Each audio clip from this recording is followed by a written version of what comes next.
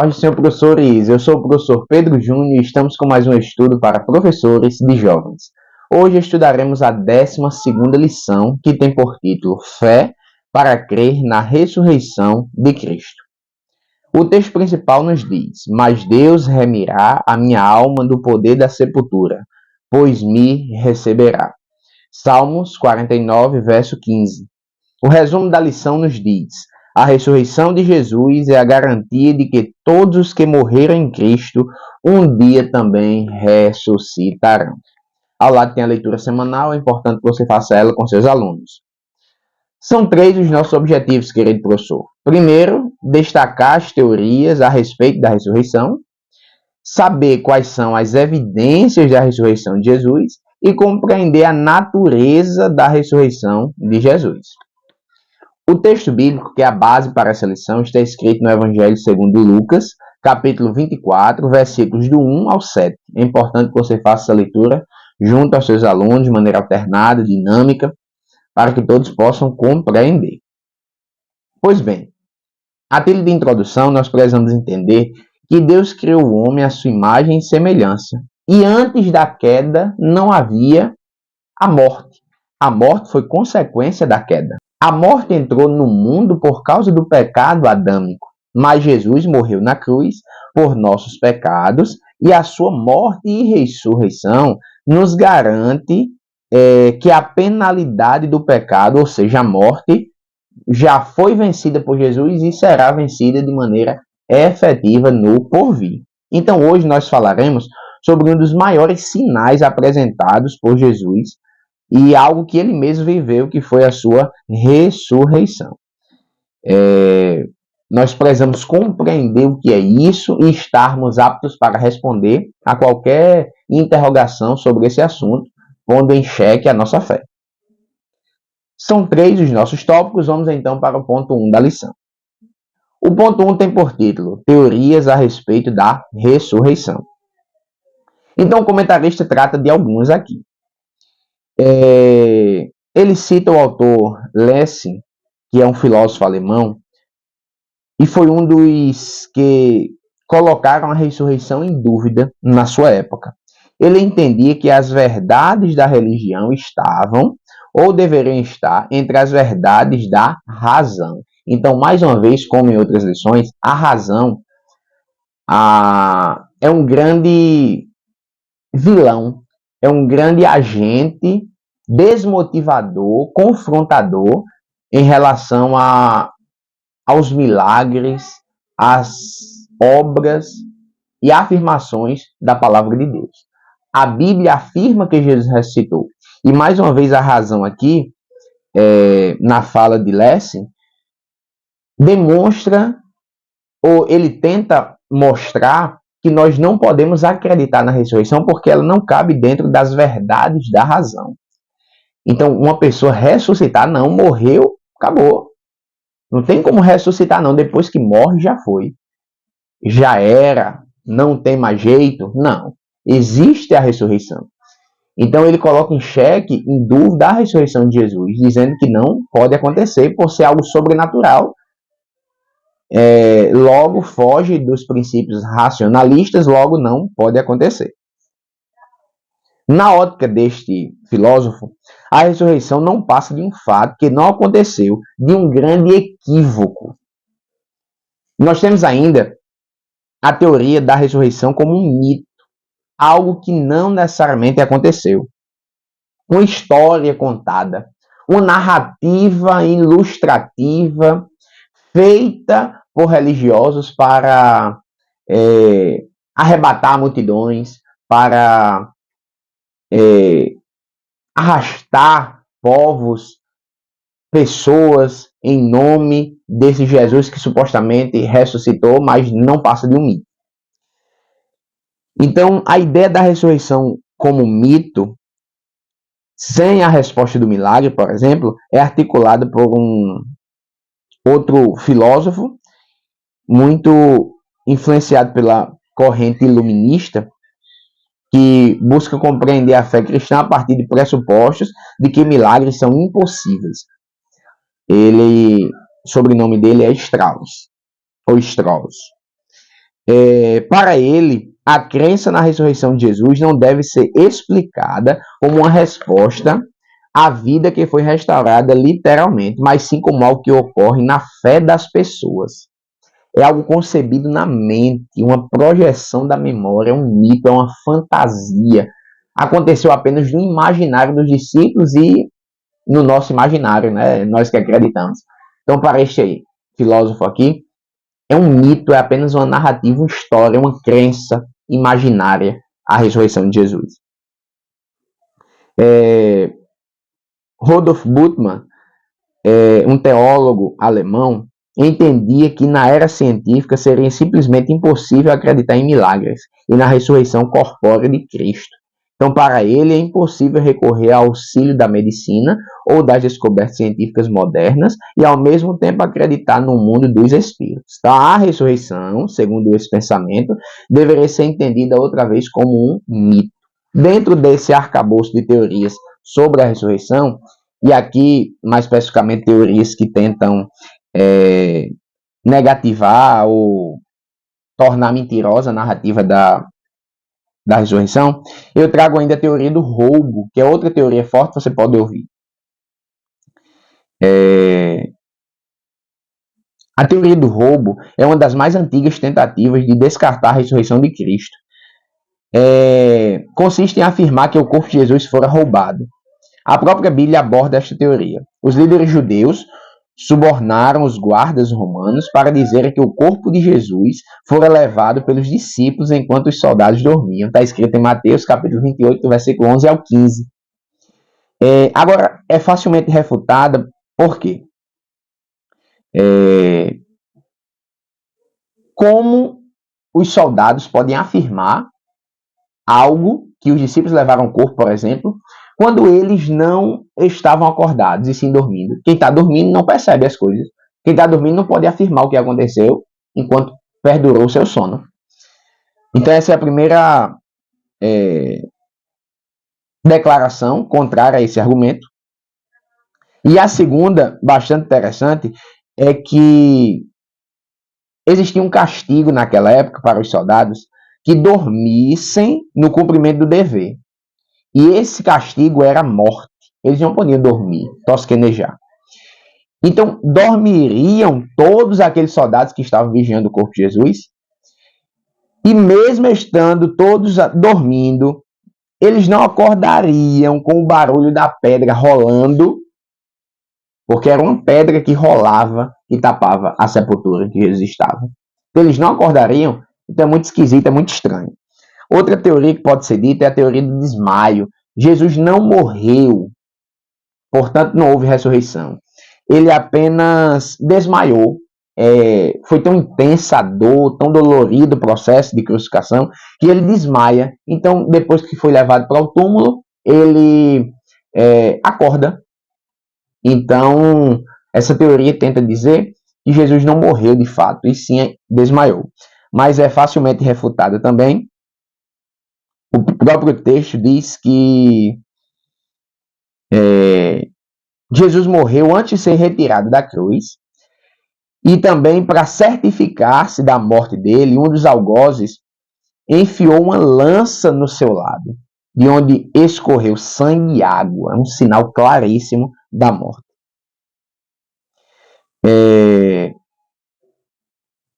José afirma que uma experiência foi feita entre os romanos para ver quanto tempo sobreviveria um homem crucificado, se retirado da cruz antes de morrer.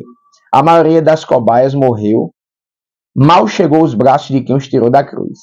Os restantes morreriam pouco tempo depois, mesmo com os melhores cuidados médicos possíveis da época. Diante disso, Jesus sofreu todo o processo de crucificação. Não pôde ter havido apenas um desmaio. Foi, de fato, a morte do nosso Salvador. Por fim, não menos importante, você pode ouvir ainda teoria como a troca de túmulo. Não, Jesus foi trocado de túmulo. O corpo de Jesus teria sido inicialmente colocado no sepulcro de José de Arimateia, mas o nobre teria mudado de ideia e trocado o corpo de Jesus para uma vala comum. Os discípulos, não avisados do fato, ao ver o sepulcro vazio, inferiram a ressurreição do mestre, mas não, ele estava em outro sepulcro. Novamente, sem base isso. Por quê? Se isso tivesse acontecido, por que ninguém corrigiu os discípulos quando estes começaram a anunciar publicamente que Jesus tinha ressuscitado? Não, trocou o túmulo dele, ele está aqui. É mentira que vocês estão dizendo. Mas os discípulos afirmaram: Jesus ressuscitou, o meu mestre ressuscitou. E não puderam deter essa fala e nem provar o contrário. Dentre essas e outras teorias que nós podemos ouvir, retomo agora a última teoria que eu citei, colocada pelo comentarista da lição, que é aquela ideia de mito, de um pensamento formulado na mente, também conhecida como teoria da alucinação, formulada por David Strauss. Ele afirma que os discípulos sentiram tanto a falta do seu mestre que começaram a imaginar tê-lo visto e ouvido. Ou seja, os discípulos não experimentaram fatos verídicos ali no testemunho da ressurreição, mas foram alucinações, visões, ilusões. Mas como? Se ele se apresentou e apareceu para mais de 500 pessoas. Glória a Jesus. Então essas são algumas teorias que nós trazemos, professor, para enriquecer a sua aula. Vamos então para o ponto 2 da lição.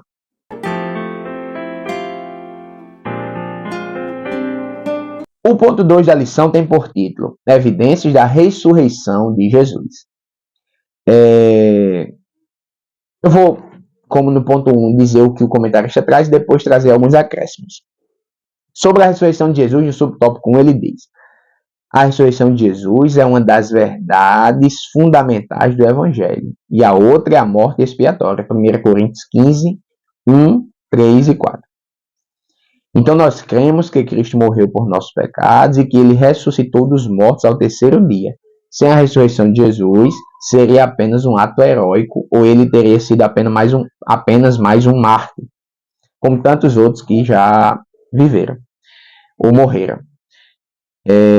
A ressurreição é a afirmação da divindade de Cristo. Sem ela, Jesus não tivesse ressuscitado dentre os mortos, a fé cristã seria em vão. Isso são palavras do próprio apóstolo Paulo. O comentarista traz evidências bíblicas nos evangelhos, nas narrativas dos evangelhos.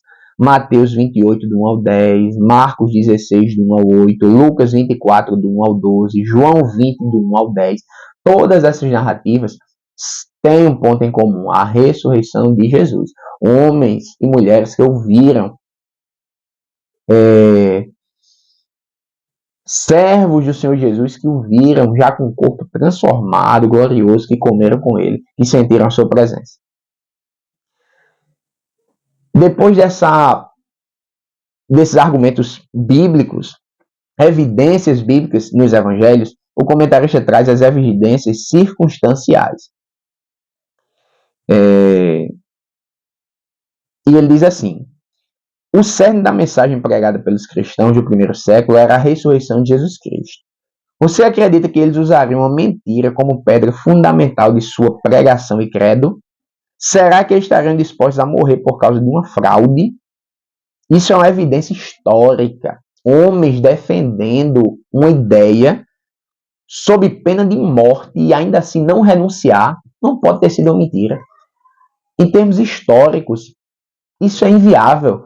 Algum deles teriam negado: não, vou morrer não, é mentira, a gente roubou o corpo, a gente teve alucinações, nós inventamos qualquer outra coisa. Eles teriam confessado. Mas não puderam fazê-lo porque é verdade a ressurreição de Jesus. No final desse ponto, o comentarista traz um subsídio bem interessante, que é para você, querido professor, nós produzirmos um quadro mostrando as evidências da morte e ressurreição de Jesus. Antes disso, eu quero trazer um subsídio bem interessante no livro do pastor Natalino das Neves, na sua página 150 e 151. Livro este que já foi subsídio para as nossas revistas de jovens, tem por título O Cuidado de Deus com o Corpo de Cristo. Algumas lições da carta de Paulo aos Coríntios. Nesse texto aqui, o comentarista vai trazer uma defesa da nossa fé no ponto de vista da ressurreição, ou sobre a ressurreição, melhor dizendo. O pastor Natalino diz assim: ainda hoje muitas pessoas duvidam desse fato histórico que é a ressurreição. No entanto, McDowell afirma que existem as evidências diretas e as evidências circunstanciais. É o termo que o nosso comentarista, pastor Eduardo Leandro, usa, evidências circunstanciais. Então, o que seria isso? Que é uma evidência direta. O próprio autor, ele vai exemplificar. Você presencia um assalto a uma loja. O testemunho de uma pessoa que estava presente na hora do assalto, viu o assaltante sacar uma arma, atirar, roubar. Isso é uma evidência direta, porque a pessoa estava presente. Agora, a comprovação de que o homem foi visto entrando na loja imediatamente depois do tiroteio por outras fontes. Uma nota de venda mostrando que ele tinha comprado uma arma. Impressões digitais na arma, na caixa registradora. Um registro balístico mostrando que a bala saiu da arma dele. Todas essas outras evidências são circunstanciais. Então aí está a diferença entre evidência direta e circunstancial. Dentro das evidências circunstanciais, o autor supracitado, ele vai apresentar 4 argumentos, de forma bem resumida, que comprovam a ressurreição. Primeiro, a igreja, o nascimento da igreja. É um fenômeno histórico. A igreja surgiu na própria cidade onde Jesus foi crucificado, morto e sepultado. Assumir-se membro da igreja era arriscar a própria vida. Se os discípulos não tivessem tanta convicção, será que arriscariam suas vidas e a de suas famílias? Prova histórica isso. Ninguém faria isso. Em nome de uma mentira. Segunda prova. O domingo é um fenômeno sociológico. Os judeus, mesmo convertidos ao cristianismo, tinham receio de quebrar a guarda do Shabat, do sábado, porque tinham uma maldição. Para deixar uma vida de tradição e treinamento religioso, teria de ser algo muito impactante. A mudança de Deus, porque a ressurreição de Jesus foi no domingo. Então, nenhum outro evento histórico é celebrado 52 vezes por ano. Outra prova. Ainda na esteira de evidências circunstanciais. As ordenanças de Jesus que até hoje prevalecem. Batismo e Santa Ceia. O batismo é um testemunho público para a confissão de fé do novo crente em Jesus e sua ressurreição. O batismo é a ordenança de Jesus que passou a ser obedecida pela igreja com base na ressurreição histórica de Jesus e não simplesmente mais um dogma religioso. O cristão participa da ceia com reconhecimento de que Cristo morreu por ele e ressuscitou em um corpo glorificado, assim como o corpo que espera receber um dia. Tomar parte desse ato em memória de Jesus até que ele volte foi uma recomendação de Cristo e até hoje nós fazemos, porque é verdade. Ele morreu, ele ressuscitou e breve voltará. E por fim, não menos importante, para fecharmos esse ponto 2, a transformação da vida, um fenômeno psicológico. Na época seguinte à morte de Jesus, se uma pessoa confessar sua fé em Cristo como seu Senhor, manifestando crer em sua divindade e, consequentemente, em sua ressurreição, teria sua vida em risco iminente. Por isso, quando alguém se convertia e dizia-se cristão, a sua vida tinha uma transformação radical. Era risco que estava sofrendo. Era ameaça, e mesmo assim eles queriam, porque acreditaram na verdade da ressurreição de Jesus. Explique isso aos seus alunos, são excelentes subsídios para a sua aula. Vamos para o ponto 3.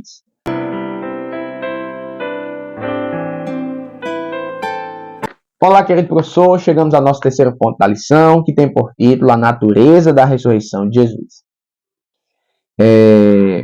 A ressurreição de Jesus não foi parcial.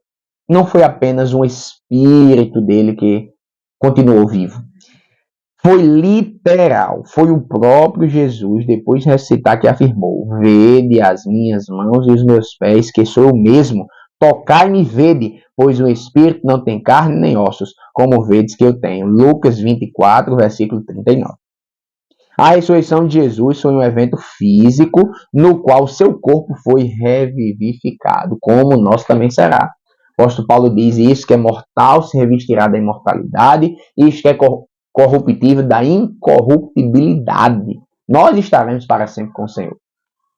Nós seremos transformados. Esse corpo aqui, Deus não vai deixar como a dualidade platônica, como os gregos amavam isso. Entendiam que a alma é boa, a carne não. O corpo é ruim, é uma prisão da alma. Não. Esse corpo vai ser transformado porque Deus nos fez corpo, alma e espírito e não vai perder nenhuma dessas partes. O que dizer dos discípulos no caminho de Emaús? O texto em Lucas, capítulo 24, versículos de 13 a 35, narra a história desses dois discípulos que estavam indo no caminho de Emaús, depois da ressurreição de Jesus. Então o texto bíblico diz que Jesus havia ressuscitado com um corpo físico e tangível. João também relata no capítulo 20 do seu livro, versículos 10 a 18, a ressurreição do Salvador. Os evangelhos também comprovam.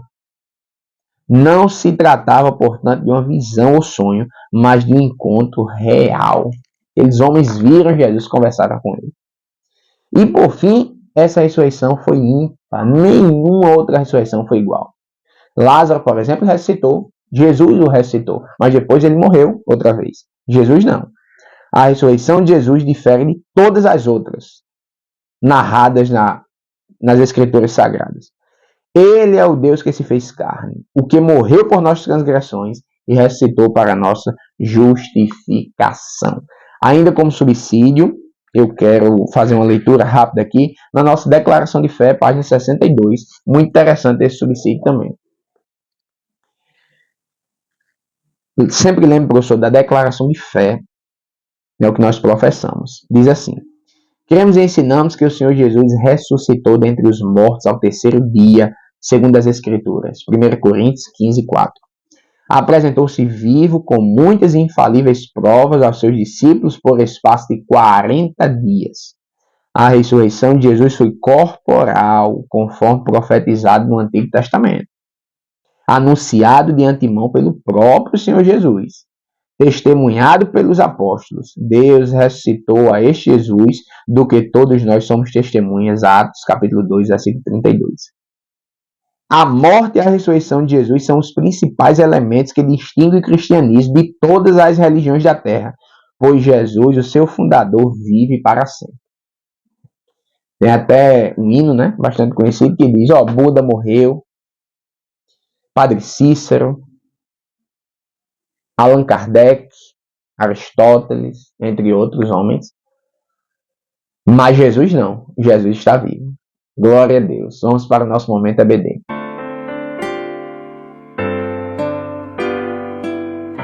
Olá, querido professor. Estamos com mais um momento EBD. Isso mesmo. São aqueles 5 minutinhos que você conversa com o seu dirigente para fazer a divulgação do que você está estudando com seus alunos na escola dominical. Aproveite e faça o convite àquele aluno que não está frequente. Mostre que vocês estão estudando. Diga como está sendo importante aprender um pouco mais da palavra de Deus. Creio que Deus pode tocar na vida dele, na sua mente, na sua compreensão e despertá-lo para estudar as Sagradas Escrituras.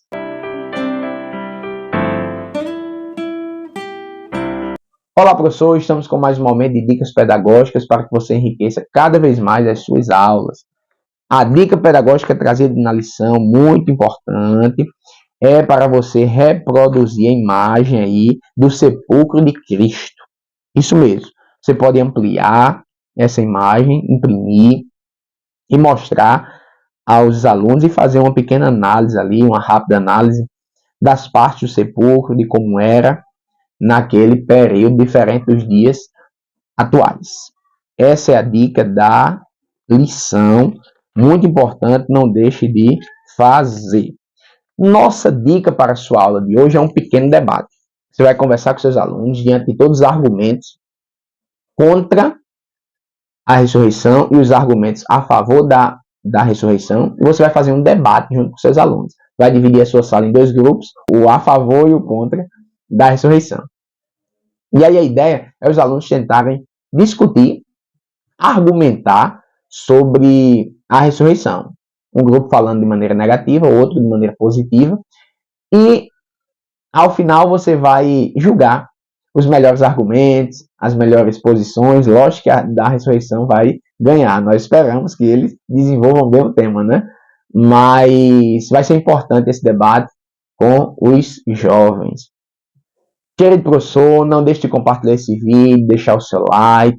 O ano já está quase acabando, mas vamos juntos até o fim, em nome de Jesus. A todos, a paz do Senhor.